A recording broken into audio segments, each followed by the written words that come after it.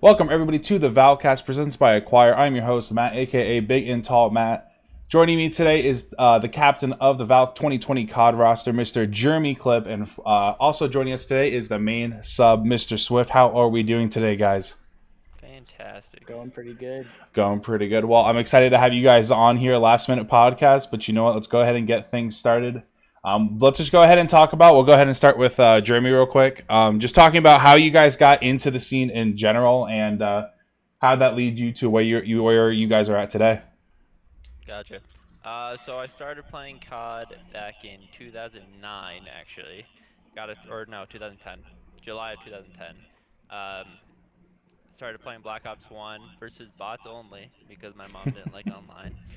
And then BO2 came out 2 years later, and then all our middle school friends started playing League Play, and we found out what game battles was. Mm-hmm. That's like a common theme with most players. And then after then, we just kept sticking with the same crew, playing GBs. Went to PlayStation with AW, kept playing GBs, and then in 2016, I moved to Colorado from Rhode Island. I lived in Rhode Island for 16 years, Mm-hmm. and then I went on the GB leaderboards, and you can do it by state. And Raven was the #1 Colorado player at the time. #2 was Okay. Priesta, which is kind of cool. Okay. So we hit up both of them. Priesta didn't answer, obviously. But Raven hit us back up, and we've been basically teaming ever since. So that I technically started like competing in IW, and then the rest is history, really.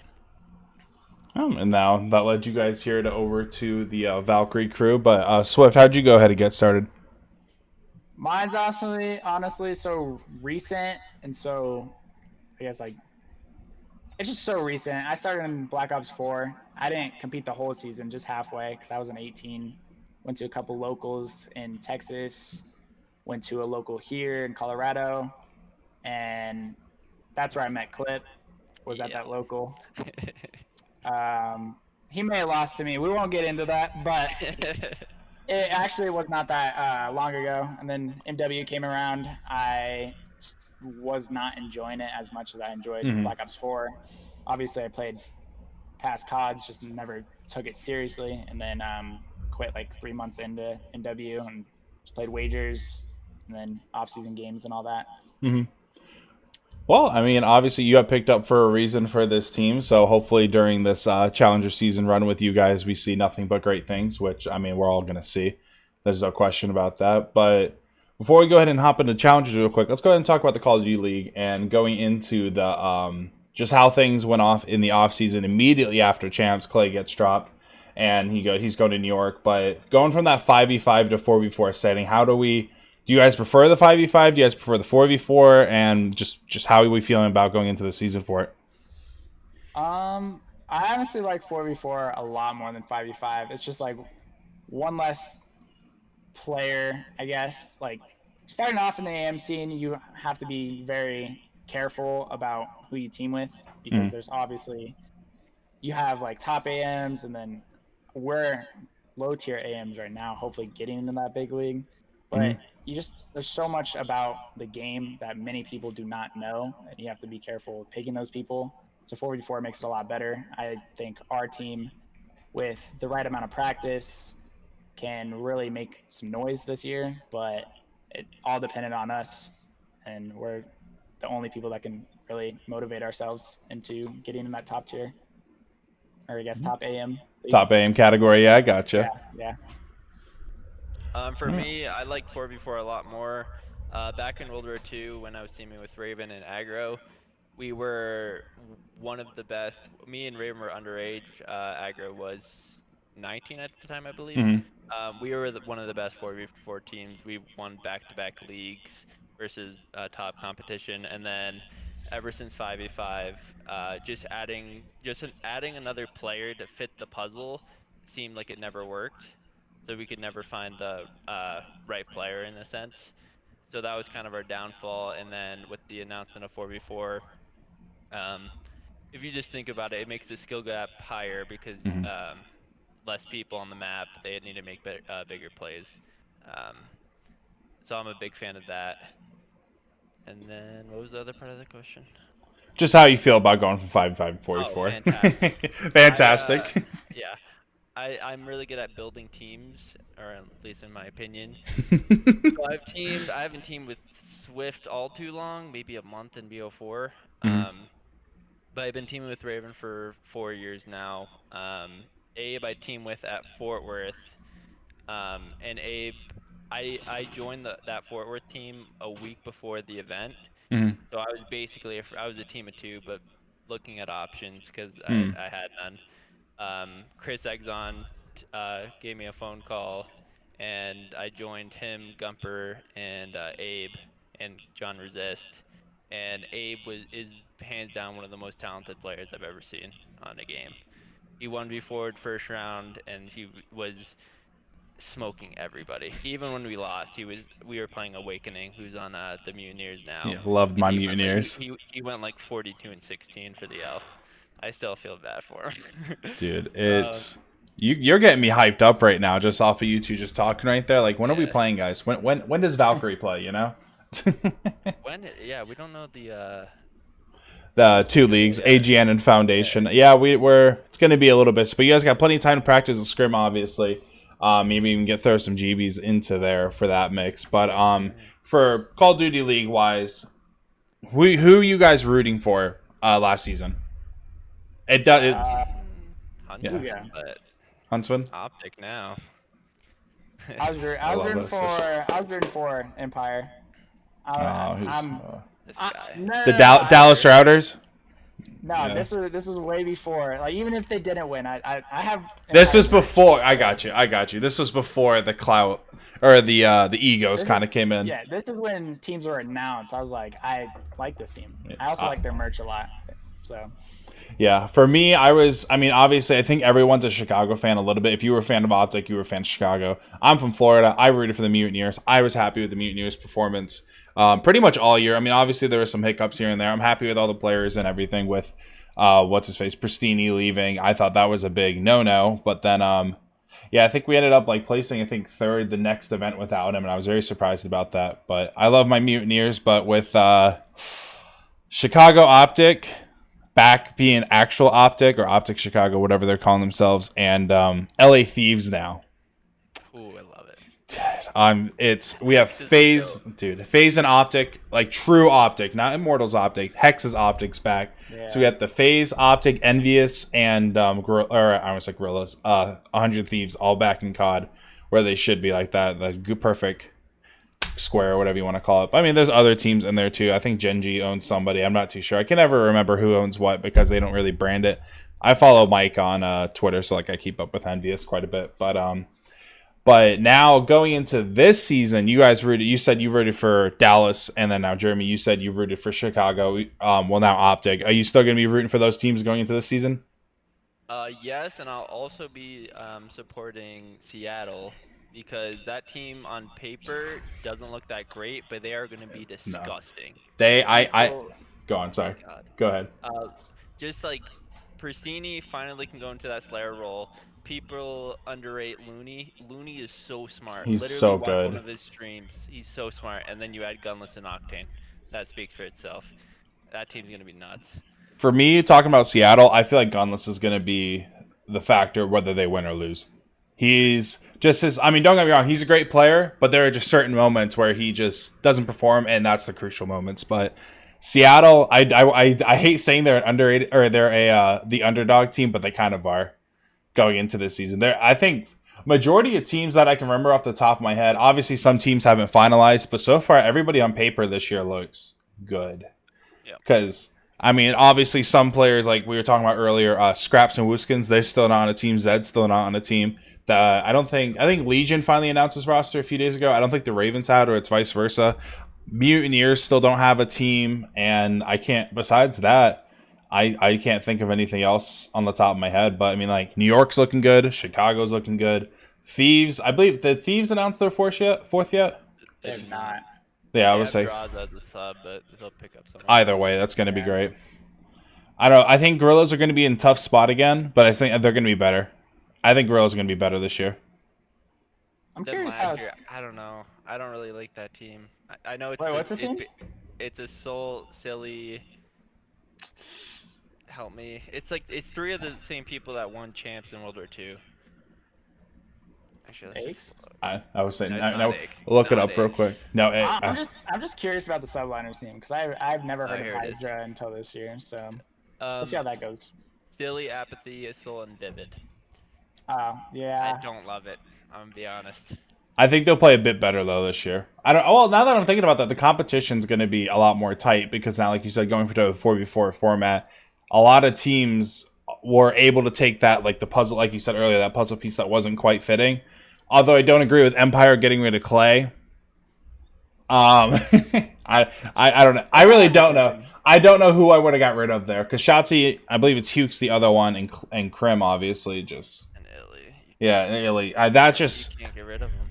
Yeah, you can't. I think, yeah, that's the thing. I think Clay got the time that they needed. Clay, obviously being like an amazing teacher and everything like that. I dare say he's like, I think he's the best. I think he's the best. Like I said, teacher, and I think he'll be an amazing coach once he steps into that role. Hopefully, after he's done playing, because I mean, you saw what he did with that E United roster with Pristini, Arcides, and what's his face, Simp. Yeah, now he's gonna they're do the same thing again. with Mac New and York, Hydra. dude. Yeah. It's Max Keeps doing it. disgusting. Mac is freaking. I dare say I remember playing Mac. Clay's keeping the COD scene entertaining with all these players he's creating and molding. Yeah. But he's something else. But let's go ahead. The who are going to be the top 3 teams? Your guys' opinions. Top 3 teams. As of right now, all the rosters aren't finalized. Obviously. Gotcha. I would say Standy's team, probably Parasite's team. Oh, I meant CDL. Oh, we're talking about Yeah, CDL. CDL still. Yeah.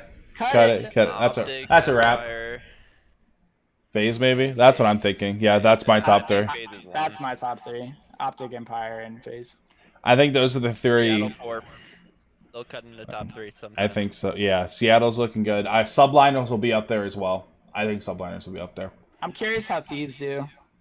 I think depending on who the 4th is, on paper, like you have the owner. Like I always say, like the chemistry you have with your owner is huge, impacting to the team. I've always thought that. I think that's why Chicago did so well, and I think that's why Dallas did so well. Because Mike is cool as hell for Envious, and then obviously Hex is in charge of Chicago, really, And then Nate Shot, who does? I mean, some people hate Nate Shot. I personally love him. I think he's the one. Him and Scump are the ones that brought me into the scene. I think him as an owner and just the chemistry he's able to create with any player is insane. So just Slasher and Kenny there, just the 2 of them, and then Mud Dog's the coach or something like that. I forget. I can't think on the top of my head. It's TJ, I think. Yeah, TJ. Yep. Just that team already with just the 4 of them, and then Draza as a sub. Just that already looks good on paper. I think the rumor is Temp. I would hate. I don't. I hope that. not. I kind of like it. I don't like Tep as a player though. I didn't like him because of World War II. I don't either, but you have Slasher as the lead I feel like man. Ego's gonna clash because Slasher's like a really big leader, and I think Temp's a hothead in my opinion. I mean, throw Parasite on that roster. Let's see it. No, but I always say I kind of hate it. I want Chino in a CDL spot. I'm happy that he at least has a home with the Gorillas, as I believe he's actually the main sub, like the substitute. I mean, he's on the academy, but I believe he is the sub as well for them. And I'm happy to say I'm a huge TK fan. I don't think I ever got that across. I was back in the day, all growing up and stuff. So that roster between when it was Kenny, Enable, Theory, or Accuracy, I always forget. It's so long ago now. And then Chino on that World War II roster. And then even when Farrah was there, rest in peace, my homie. But I miss him already. It's tragedy, but we won't get into that. But that whole TK series and during World War II was just so good. I don't TK. know. I love now. It's yeah. I never got to snag any because I fell in love with TK as a team, but then I fell in love with the Content House when it was like Sharp, Fuya, Who's Chaos, and all the rest of the. I can't think of any. I picture the Teddy, Kaz, and I can't Crispy. That's I was his face. I know his face. I'm just so bad at remembering names. There's just so many names we're talking about right now.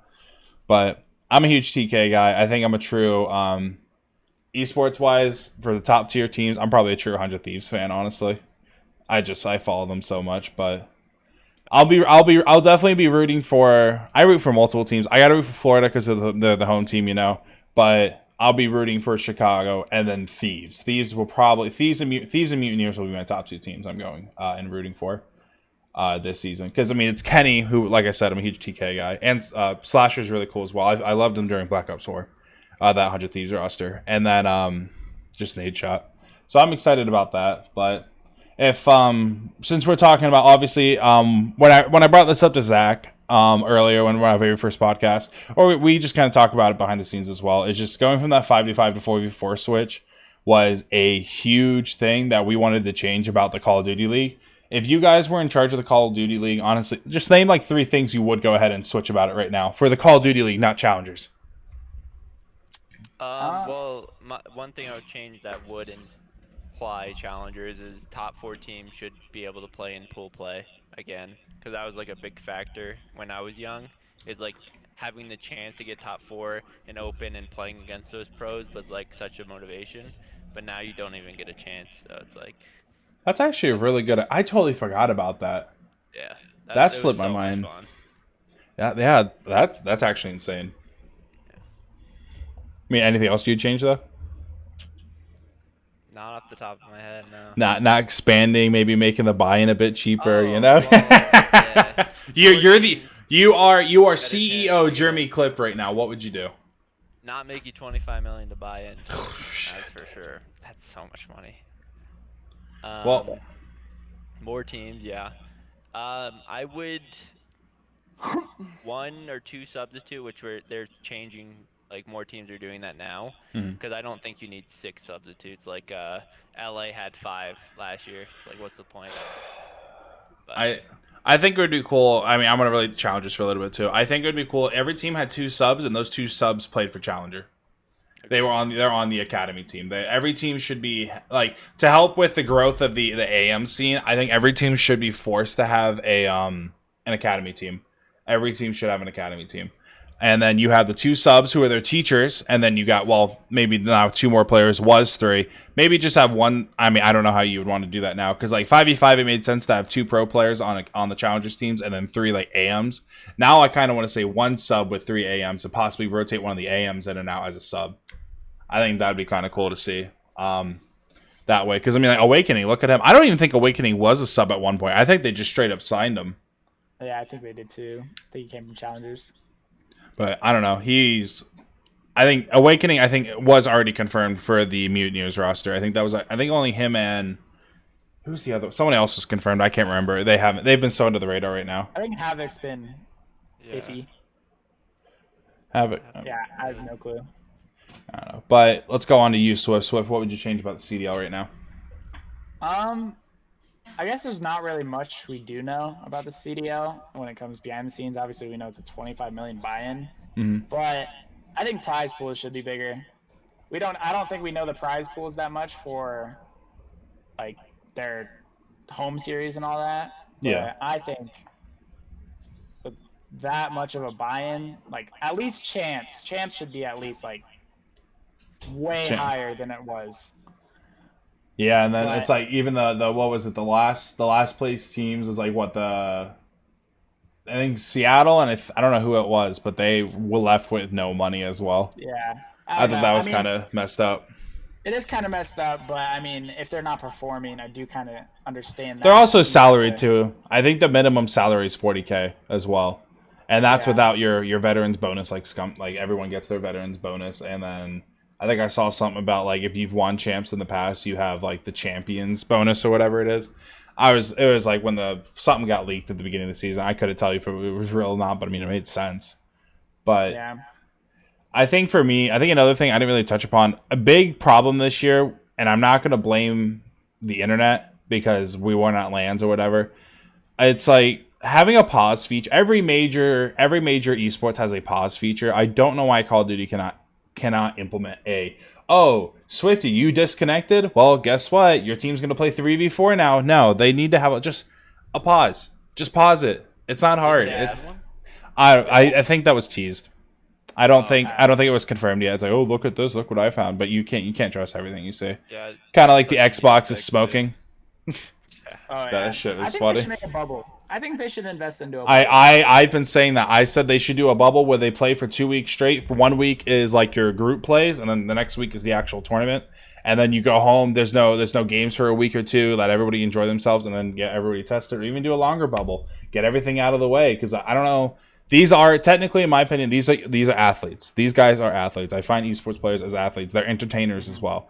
I think it sucks saying it. I don't know how long the NBA was in the bubble in Orlando, but not seeing your family for that long. I mean, obviously you can do. I mean, some people don't care. We're all young. It's a different generation now compared to the older folks that are in the NBA. But a lot of people want to see their family. A lot of people want to see their friends, and a lot of people are really social. But I think a bubble would be a great idea. I just don't know how they'd go ahead and do it. I mean, we're gamers for a reason, right? Yeah, Yeah, we sit in our rooms. I mean, I was just about to say, I'm like, we sit in our rooms all day anyways. I I'm sure think. there's a good way to figure it out. Oh, 100%. Just honestly, throw everybody in the same hotel, keep them distance, make sure no one leaves. You know, Or and even like then apartments, because they used to do that for like playoffs and stuff. They used to rent out We apartments could do for. it at the Yeah. headquarters right now. oh, They really, yeah, they could really do everyone bring your tents. that. That'd be fun. I think a bubble is a great idea. I've said that multiple times in conversations whenever we're talking about the CDL. But going into challengers now, we'll go ahead and move into that because obviously you guys are going to be the challengers players, and we're expecting and looking forward to great things. Obviously, as because that's why we picked you guys up. But you guys are cool people as well. But what are some players and teams that you guys will be looking out for as whether they are minor or major threats or problems going forward? Swift, let's go ahead and start with you there. All right, I think Standy's team is going to be a problem. He has some veterans on that squad. He has Fellow. I think he has Nagafin. Not too sure about the squad going into 4v4. I think they announced it, but I don't keep up that much. But Parasite's team, he always makes some noise. He always finds a way to get like a good team. He's really good at roster building. Then for a third one, honestly, I'd probably say someone like Noisy, where he's suddenly like coming up, or like even Lightning. If they can get their squad, like if they can find the missing puzzle pieces for themselves, they can exceed pretty. Or how do I word it? They can go into the pros. Honestly, those are the people I see. It's just really anyone that has that potential that can go into pros individually, and if they can bring that to a team, I mean, Parasite's case going back to the pros. Yeah, unfortunate for him. Parasite, even though I don't know if he will ever become a pro again, but he's always someone you got to watch out for. I think he'll be in challenges to the day he retires. I mean, but that's a good thing. He can just stay winning money. You know, he won't be salaried or anything like that unless he signs with an org. But I mean, he'll be winning. He's content creating and all that. He's playing it smart in terms of, I guess, living. Oh, 100%. I agree with that. So yeah. I think he's fine how he is now. I'd love to see him in the CDL at least for like a tournament. I want to see how he'd play just for curiosity reasons. But do I think he deserves a shot? I think he deserves a chance. A shot to me. I mean, I think he deserves to play, and maybe like say that we were to do like a bubble where they all play games. I think he deserves like a tournament or something. I want to see how he'd perform with whatever team he goes a part of. But obviously, I don't want to say he's past his prime, but I kind of do feel like that way as well with him. But I mean, just because you're past your prime doesn't mean you're not a good player still. Yeah, but that is true. Mr. Clip, what do you got to say about the threats going in? Threats. I mean, I'm going into the season with the mindset of I don't really care who's on the other side of the screen. Like, we're all humans, so it's like I just have to outperform you, kind of thing. But I'll definitely be trying harder versus my past teammates, Gumper and Exxon, who are on 2 separate teams now. Oh, okay. I told Gump, I said I'd beat him. They got top 24 at champs, only team from the the Open to make money. From like teams that didn't auto qualify for champs. And then Chris, he got dropped because I went to 4v4. So I always bug him about beating him because looking at his roster, it's a good roster, but I mean, let's be honest. I think ours is better. So Yeah, I mean, like I said, you guys are hyping me up as we're going on here. This is good hype cast. This is a good hype cast, VALKAST. You know, I'm getting excited. I can't wait to see you guys play. But so with this going into the Challengers Leagues, obviously we've seen some changes going on with how they're structuring everything. What is worrying you guys the most about the Challengers League? Honestly, probably not caring enough about the players that are in challengers. They are improving with the scouting grounds and all that, which is very nice. But obviously you have to perform to get there, which is what I like a lot. Not just like throwing out just like random teams to compete in that. But I guess just like we're all in this to make this a career, and sometimes it could be harder with I guess recognition and even like money and all that, because like recognition, even if you outperform, you've seen it, like people that win certain give me a second should I restart No, you're fine. We'll keep going. It's fine. Okay. But I guess people that even like won, there's a lot of teams that won in challengers, like every tournament. I mean, there was some repeating wins, but like FaZe, Triumph, really just like anyone, they proved themselves and they're still not on a team, which is kind of worrying. And I guess also with it only being like a 10K prize pool and like first only gets so much, that can only like last so long, especially like if you're not consistently winning, it's harder to make that a reality. You just have to have someone that's supporting enough to like basically let you live on your own, which that kind of makes it difficult. That, and they don't pay out until months later. Yeah. I'm sure you've seen that. I think didn't Champs Money hit like after 3 months? Yeah, it hit. It was like early November or like late October when they got I didn't even know they got it yet. Yeah, I think Gump did. I don't know about the other guys, but Yeah. I don't really have any thoughts on that. I mean, at least they're giving us a platform to compete, so it's like and a bracket in a sense. But yeah. I'm hoping that, like, obviously, I mean, I'll be casting if there's a possibility, I will be casting you guys as matches. So I mean, if we are at Valkyrie, we're doing the most that we're going to be able to go ahead and like project you guys into the AM scene. But that only can go so far because obviously we're not a huge org, we're not a top tier org, you know. But I'm really hoping what I'm hoping for and what's going to worry me the most is that they actually cast your guys' matches. They give you guys a platform. They give these, like, I mean, it's also Call of Duty is not just about the players, about the production teams as well. It's going to give a lot of people more opportunities to go ahead and show themselves as a caster. Not saying I deserve a chance because I've only been casting for less than like 2 months now with the CS team, but I think it's going to be cool to see a bunch of new faces. Possibly we're going to see those new faces grow up into the CDL league, and who knows, they'll be the next Courage for all we know. But I'm excited to see not just the players get the publicity that I'm like a majority of you guys deserve when it comes to how you guys perform and stuff, and seeing it on a platform, but also the production people that are behind the scenes and the casters, analysts, all that stuff. That's what's worrying me the most right now, is that we're not going to get the, I don't want to say recognition, just like I said, the I don't know how to word it. I just did. But honestly, the clout, I guess you could say. That makes sense. I actually do see that being a problem as well. Because I feel like clout is a big way of how people get into these teams. It's a who knows who league, and that's how I feel like people get in a lot of the times. Yeah. I mean, but a lot of people, I agree. I 100% agree with skill. Like over anything, but obviously some people don't look at it that way, and it kind of blows. I don't really agree with that statement because I think part of competing is also marketing yourself, and a lot of people, they play really well, but they never market. They don't market exactly. So it's like that's your fault kind of thing. But no, yeah, that's what I'm hoping that like that's what I think that we do really well over here at Valkyrie. We market you guys decently, whether it's just between the podcast, us shouting you guys out, we're giving you guys chances to have your faces and your skill shown to everybody else who does follow us.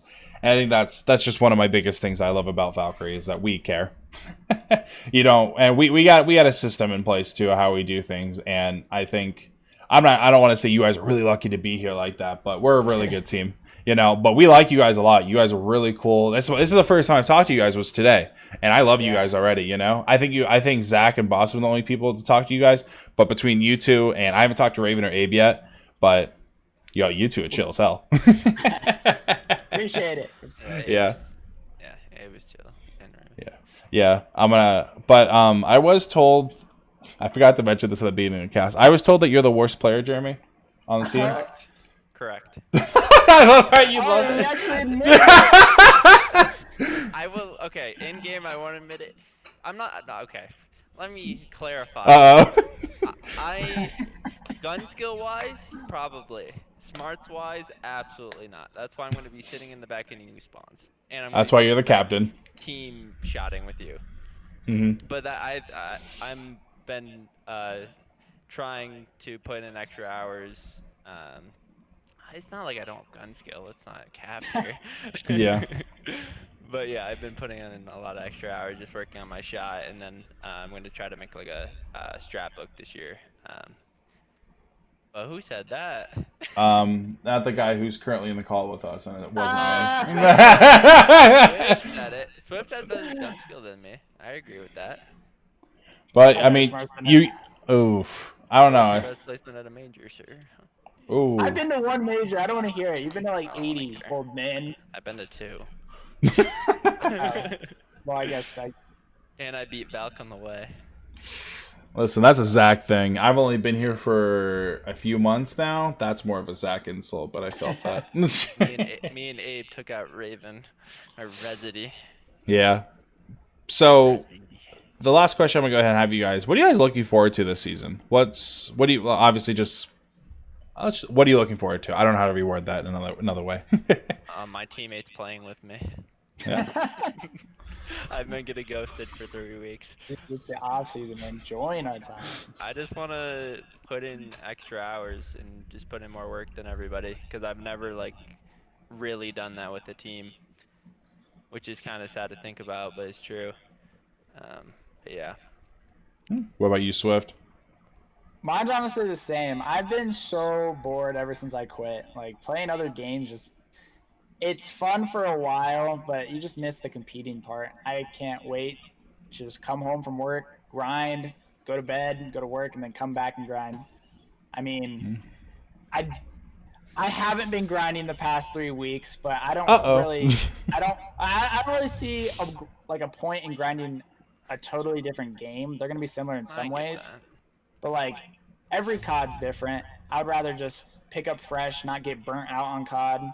Just pick up fresh, grind as much as I can, because I just don't want to get burnt. And then I hope, at least league play or something, because pubs are going to get boring, and league play always adds that competitive aspect. I guess with skill-based matchmaking, I guess there's some sort of... Got to do them GB ladders.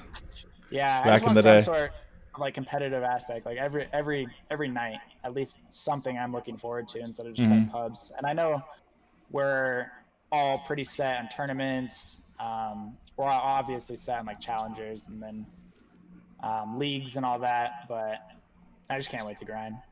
Yeah. Like I've said a couple times this session of the podcast, I'm excited to watch you guys play. I'm excited to watch you guys grow. I'm excited to see results. I'm excited to be here with you guys. But on that note, guys, I appreciate everybody who's tuned into the VALKAST presented by Acquire, the best merch provider in the industry. Thank you to our special guests, Swift and Clip, for coming onto the show and chatting with us.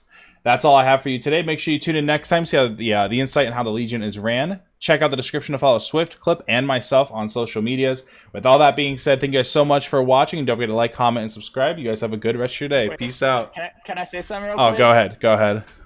I'm better than Clip. That was it. All right. I just had to say that. That's good. Sorry, Clip. You hate to Jeremy, do you want a last word in there? Because I'm still recording. Well, not on the podcast. Oh, I got you. I'll leave it out of the podcast. All right. Well, you're good now.